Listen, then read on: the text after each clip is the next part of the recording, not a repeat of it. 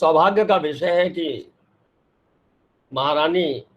लक्ष्मीबाई का बलिदान दिवस भी है और हम स्वतंत्रता आंदोलन का उत्तर प्रदेश के संदर्भ में विमर्श के लिए उपस्थित हैं। आज का विषय व्यापक है। घंटों बोलने पर भी पूर्णता की स्थिति का ना आना स्पष्ट है। उत्तर प्रदेश भारत की राजनीति का केंद्र, भारत के स्वतंत्रता आंदोलन का एक मुख्य केंद्र, जहां से व्यक्तित्वों का निर्माण, दिशा निर्देशों का निर्माण, भारतीय राष्ट्रीय कांग्रेस के अधिकांश अधिवेशनों का होना, भारत के किसान आंदोलन की पृष्ठभूमि का निर्माण, भारत के क्रांतिकारियों की एक विचारधारा की उत्पत्ति, भारतीय स्वतंत्रता में स्वराज की अवधारणा, इन अनेकों प्रश्नों की उत्पत्ति उत्तर प्रदेश से, या मैं कहूं कि भारत के राष्ट्रीय स्वय जागरण में, स्वतंत्रता के आंदोलन में उत्तर प्रदेश का कहीं पर अगर सहभागिता नहीं है तो वह आंदोलन कम से कम मुझे तो नहीं दिखलाई पड़ता। बैरकपुर में शुरू हुए स्वतंत्रता के प्रथम समर तत्काल ही मेरठ उत्तर प्रदेश में आ जाता है। मेरठ में किस प्रकार से उसकी ज्वाला विकसित होती है और बरेली में आते आते तक बरेली एक स्वतंत्र राजसत्ता के रूप में मई 57 में घोषित होता है। 31 मई को वर्तमान में जो कोतवाली है वहां पर रोहिला ध्वज का आरोहण करके रोहिलखंड की स्वतंत्रता को घोषित किया जाता है। यहां से भारतीय स्वतंत्रता का क्रम प्रारंभ होता है। शायद ही भारत में किसी प्रदेश में या किसी रियासत में या किसी क्षेत्र में प्रथम स्वतंत्रता आंदोलन के समय ही एक समग्र स्वतंत्रता का भाव या अवस्थिति उत्पन्न हुई हो, ऐसा बरेली में मुझे देखने को मिलता है। इस 25 मिनट के व्याख्यान में समग्रता के साथ पूरे उत्तर प्रदेश के स्वतंत्रता आंदोलन को समेट पाना मेरे लिए तो कम से कम संभव नहीं है। मैं उत्तर प्रदेश की कुछ ऐसी घटनाओं को ही केवल रेखांकित करूंगा जो विशेष रूप से बरेली के संदर्भ में मैं चर्चा करूंगा। तो रोहिलखंड की स्वतंत्रता के बाद जिस प्रकार से भारत में रोहिलों के माध्यम से एक स्वय जागरण, अंग्रेजी औपनिवेशिकवाद के प्रति स्थिति निर्मित हुई, उस अनुक्रम में हम देखते हैं कालांतर में 1885 में जब भारतीय राष्ट्रीय कांग्रेस की स्थापना होती है, जिसमें मात्र 72 प्रतिनिधि भाग लेते हैं, उसके तत्पश्चात बरेली में 105 राष्ट्रवादी व्यक्तित्व पंडित द्वारका प्रसाद के नेतृत्व में भारतीय राष्ट्रीय कांग्रेस की सदस्यता ग्रहण करते हैं। और यहां एक बहुत महत्वपूर्ण मैं उल्लेखित करना चाहूंगा,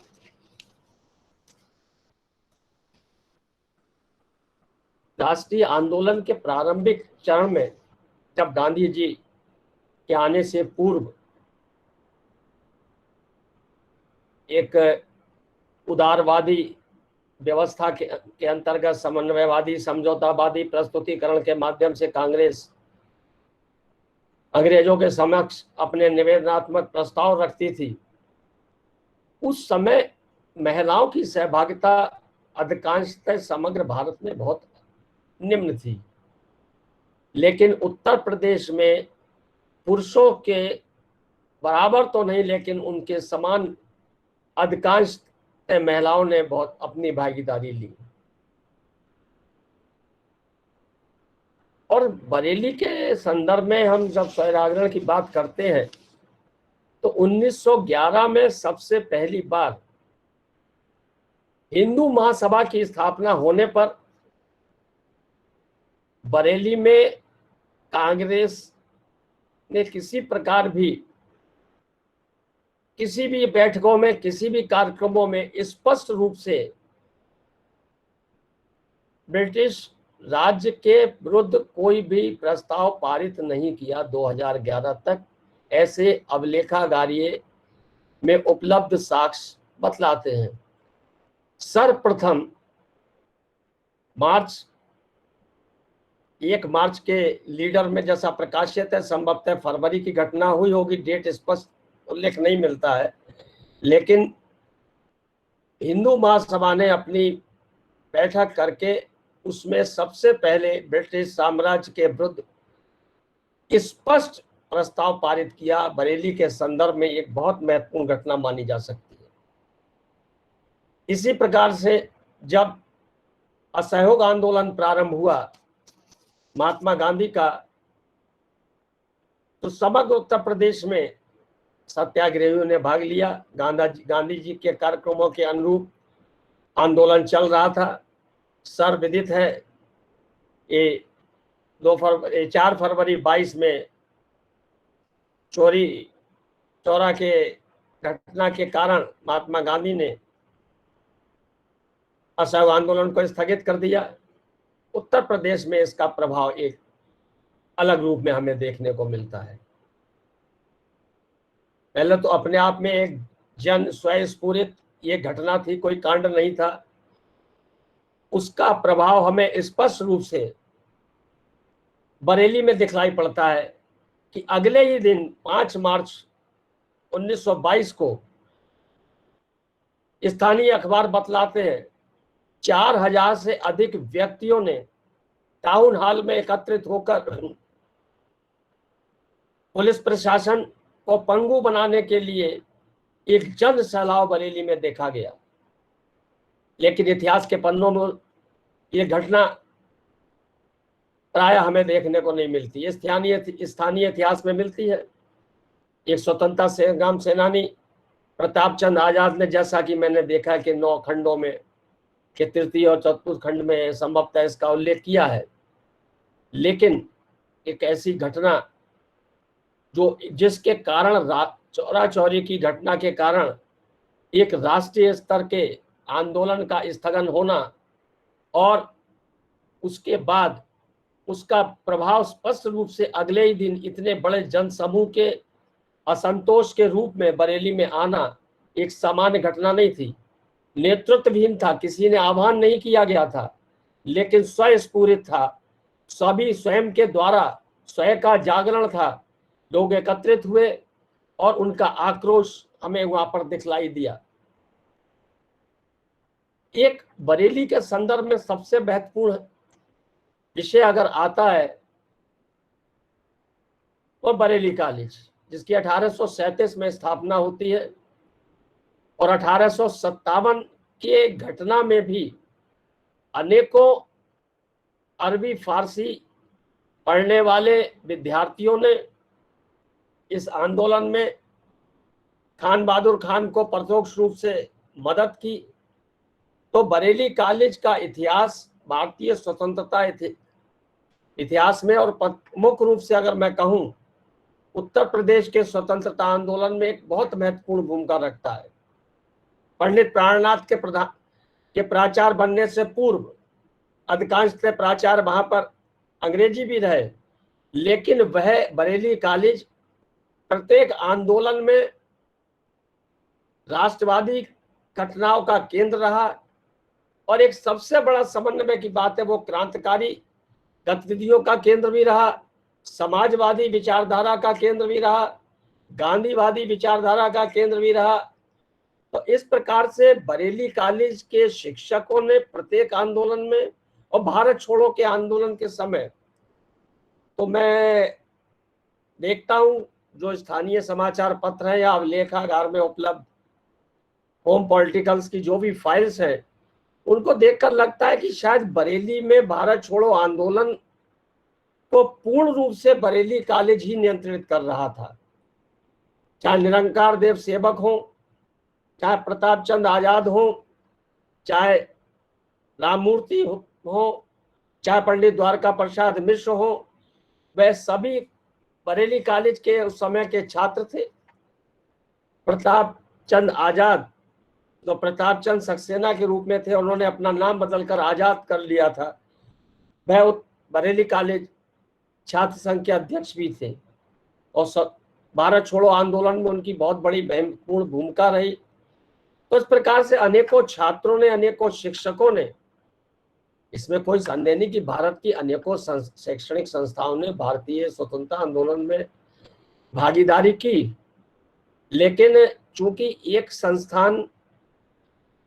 पूरी गतिविधियों को नियंत्रित करता हो, ऐसा अन्य स्थानों पर देखने को नहीं मिलता है। Meerut college, Agra college, DAV college Kanpur, ये बड़े बड़े संस्थान उत्तर प्रदेश के थे जो राष्ट्रीय स्वतंत्रता आंदोलन में बहुत बड़ी भूमिका रखते थे। और यहाँ के शिक्षक भी, यहाँ के छात्र भी राष्ट्रीय आंदोलन में कहीं ना कहीं लगातार भागीदार थे। लेकिन बरेली कॉलेज में चूंकि प्रशासन का जो ढांचा था आज भी है, और इन कॉलेजों की तुलना में मेरठ कॉलेज, आगरा कॉलेज में तो समाज रूप से कुछ प्रशासनिक अधिकारी रहते हैं प्रबंध तंत्र में, लेकिन डीएवी कॉलेज पूर्ण रूप से एक प्राइवेट संस्था थी। फिर भी बरेली कॉलेज में चूंकि अंग्रेजी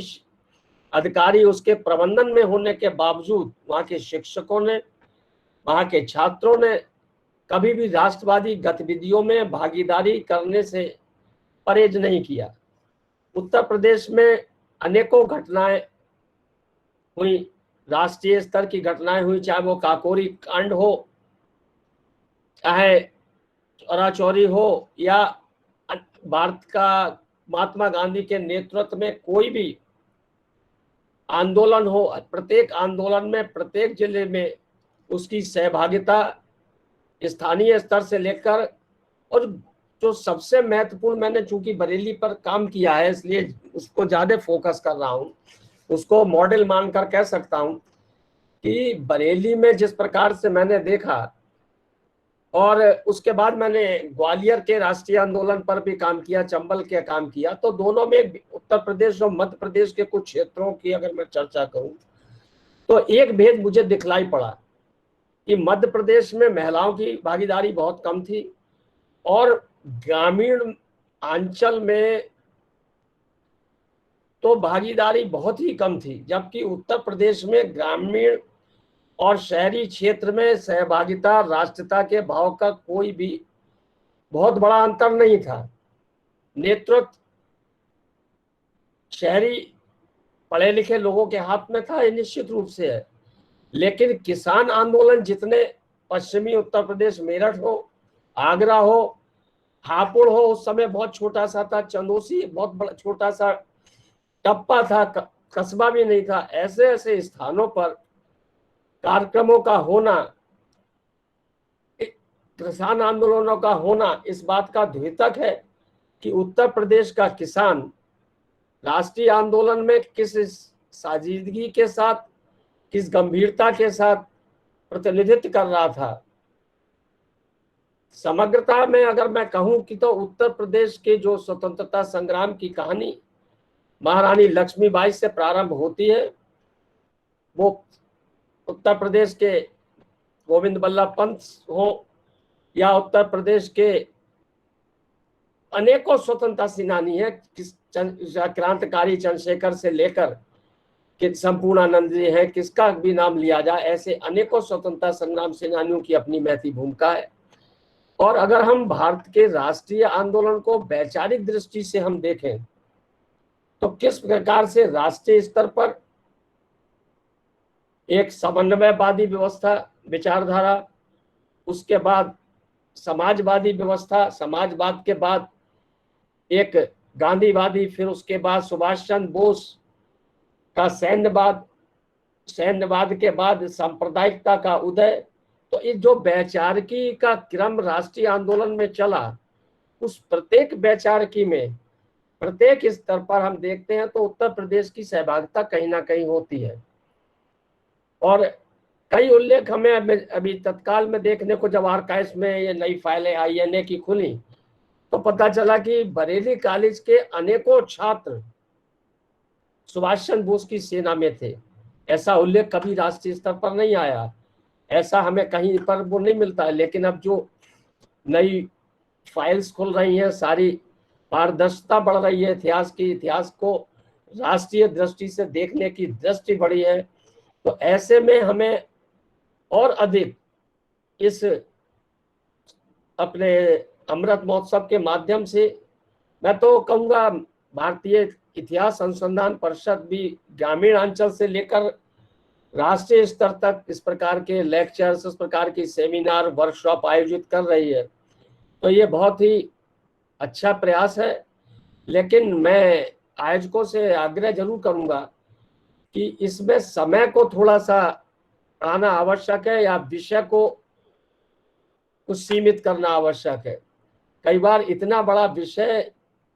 समेट पाना समझ में नहीं आता है कि कहाँ से शुरू और कहाँ अंत हो। तो इस सामान्य रूप से मैं इतना ही कहूँगा कि जो मुझको 25 मिनट का समय मिला था, कि भारत के इस अमृत महोत्सव में जो हमने ऐतिहासिक गलतियां की हैं, या इतिहास में ऐसे नायकों को, ऐसे स्थानों को, जैसे उदाहरण के रूप से मैं कहूँ कि बरेली में कचहरी के पास एक पेड़ आज भी है जिस पर कि हजारों स्वतंत्रता सेनानियों को फांसी दी गई। मुजफ्फरनगर में ऐसे ही स्थान है। ऐसे स्थानों को चिन्हित करके उनको एक पवित्र स्थान के रूप में, स्वतंत्रता स्मारक के रूप में स्थापित किया जाना चाहिए, जिससे अब बरेली के लोग, कुतुब खाने के विषय में लोग कहते हैं कि लाइब्रेरी थी, लेकिन टाउन हॉल में जितनी गतिविधियां संचालित होती थी उतनी शायद मैं समझता हूँ पूरे रोहिलखंड मंडल में किसी अन्य स्थान पर हमें देखने को नहीं मिलती है। तो इस अमृत महोत्सव के माध्यम से हम तो प्रयास कर ही रहे हैं, और इसके परिणाम भी आएंगे कि जो हमारे लेसर नोन पर्सनालिटीज, इंस्टीट्यूशंस, बहुत सारी ऐसी संस्थानें, 240 से अधिक सोसाइटीज प्रतिबंधित हुई, 450 से अधिक समाचार पत्र समय समय पर प्रतिबंधित हुए, उन सब पर समग्रता के साथ, और उन 200 उसमें से 200 के आसपास उत्तर प्रदेश से प्रकाशित होने वाले समाचार पत्र थे, इस पर डॉक्टर संतोष भदौरिया की एक प्रकाशित पुस्तक है प्रतिबंधित पत्रकारिता, और डॉक्टर नरेंद्र शुक्ला ने भी उत्तर प्रदेश के संदर्भ में पत्रकारिता पर अच्छा कार्य किया है स्वतंत्रता आंदोलन के। तो ऐसे विषयों पर, एक एक विषय पर अगर विमर्श इस 25 मिनट में होगा तो निश्चित रूप से एक अच्छा विषय निकल कर आएगा। मैं समय की मर्यादा को ध्यान में रखते हुए यही कहूँगा कि इस अमृत महोत्सव का जो उद्देश्य है वो इंदिरा गांधी राष्ट्रीय मुक्त विश्वविद्यालय अपनी इस श्रृंखला के माध्यम से निश्चित रूप से बहुत एक पुनीत कार्य कर रहा है। उसके लिए मैं विश्वविद्यालय के माननीय कुलपति को बधाई देता हूँ, आयोजक मंडल को, और अब इस लखनऊ केंद्र की निदेशिका डॉक्टर मनोरमा सिंह को बधाई देता हूं कि उन्होंने यह कार्यक्रम ने मुझे अवसर दिया। और निश्चित रूप से मैं 2 माह से जिस प्रकार से पारिवारिक और वैश्विक परिस्थितियों से था, लगातार आग्रह में समय नहीं दे पाया, और 2 माह के बाद शायद ये मेरा पहला कार्यक्रम है जब मैंने आज कुछ उस मानसिकता से निकलने की चेष्टा की है। मैं निश्चित रूप से स्वीकार कर रहा हूं कि जो विषय मुझे रखना चाहिए वो शायद मानसिक पूर्ण स्वस्थता की स्थिति के कारण नहीं रख पाया, लेकिन फिर भी मेरा ध्येय, क्योंकि बरेली को केंद्रित करके था, किस प्रकार से प्रथम स्वतंत्रता आंदोलन में स्वतंत्र सरकार की स्थापना होना, 31 मई 57 को वहां पर कोतवाली में स्वतंत्र रोहिलखंड को घोषित करना से लेकर असहयोग आंदोलन में सहभागिता, नमक बनाने के लिए बरेली के लोगों का विभिन्न प्रकार की गंगा के किनारे जाना, रामगंगा पर नमक बनाने का प्रयास करना, सबने अविज्ञा आंदोलन में 4000 से अधिक लोगों की भागीदारी,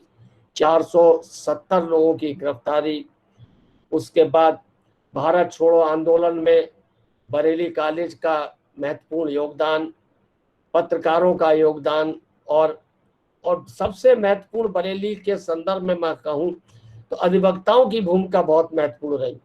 और सामाजिक वर्गीकरण हम स्वतंत्रता के अंतर्गत नहीं करते हैं, लेकिन बरेली में चूंकि एक विशेष कायस्थ संप्रदाय, बहुत कायस्थ समाज बहुत अधिक है, तो अधिकांश ने जितनी भी गिरफ्तारी हुई उसका जो स्टैटिकल डाटा देखा गया तो मोर देन 30% कायस्थ समाज से ही गिरफ्तारी हुई। इसका बहुत बड़ा योगदान स्वतंत्रता आंदोलन में रहा। तो एक समाज के आधार पर ऐसा विषय नहीं आना चाहिए, लेकिन हाँ उन व्यक्तित्वों का,